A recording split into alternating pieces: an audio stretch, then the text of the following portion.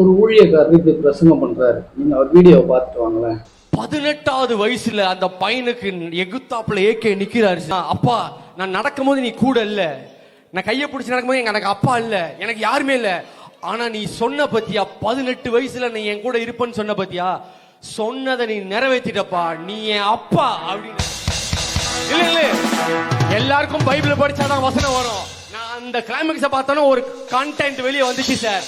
ஆண்டவர் சொன்னாரு, பாத்தியா, ஒரு உலகத்துல இருக்கிற ஏகேவே சொன்ன பையனுக்கு சொன்னதை செய்வார்னா நான் உங்க அப்பன்டா.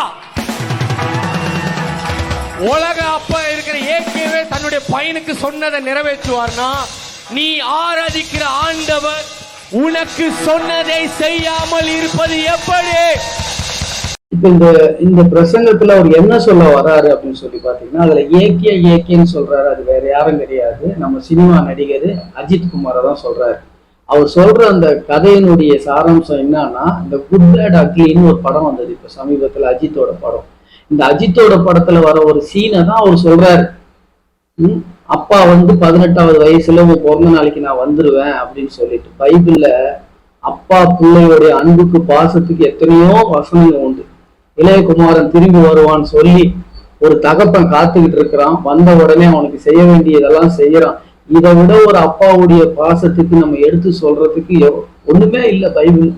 அவ்வளோ பெரிய காரியங்கள் இதுல இருக்குது. அதையெல்லாம் விட்டுட்டு ஏகே சொன்னாராம் அவங்க பிள்ளைகிட்ட, நான் உன் 18வது பிறந்த நாளைக்கு வந்துருவேண்டா அப்படின்னு சொல்லிட்டு.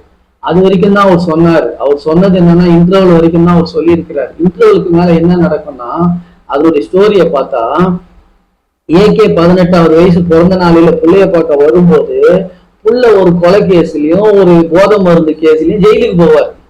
அதுதான் நடக்குது. இன்னைக்கு நிறைய ஊழியக்காரங்களுடைய வாழ்க்கையில இப்படியெல்லாம் பிரசங்கம் பண்ற நிறைய ஊழியக்காரங்களுடைய வாழ்க்கையில என்ன நடக்குதுன்னா, சிறைதான் போகுது, சிறையில தான் போயிட்டு இருக்கிறாங்க, சிறைக்கு தான் நடந்துட்டு இருக்குது வாழ்க்கை. பிரசங்கம் பண்ணுங்க, வானான்னு சொல்ல. சினிமால இருக்கிற ஒரு கதையை எடுத்து நம்ம பிரசங்கம் பண்ணணும். பைபிள்ல எவ்வளவோ புத்தகம், 66 புத்தகம் இருக்கு. இதுல எல்லாம் இல்லாத காரியத்தை ஒரு சினிமாவில இருந்து எடுத்து பிரசங்கம் பண்றீங்க. உங்களுக்கு எல்லாம் வெக்கமா இல்லை? இதெல்லாம் ஒரு ஊழியக்காரங்கன்னு சொல்லிக்கிறீங்க. அப்போ சினிமா படத்துல இருந்து நீங்க ஒரு கதையை சொல்லும் போது அங்க இருக்கிறவங்க எல்லாம் போய் இந்த படத்தை பாருங்கன்னு சொல்ற மாதிரி ஒரு மறைமுகமா தானே இருக்குது நீங்க சொல்றது. இப்ப நீங்க சொன்ன சீனால அவங்க இந்த ஐயா அப்படியா, இந்த சீனை நம்ம பார்க்கணும் அப்படின்னு நினைக்கிறவங்க என்ன பண்ணுவான், அதை போய் இந்த படத்தை பார்ப்பான்.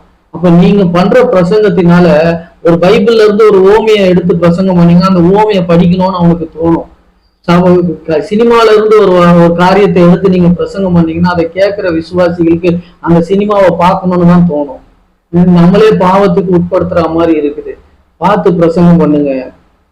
இது எல்லாருக்கும் ஒரு படிப்பினையா இருக்கணும், எல்லா ஊழியக்காரங்களுக்கும். கர்த்தர் உங்களை ஆசீர்வதிப்பார்.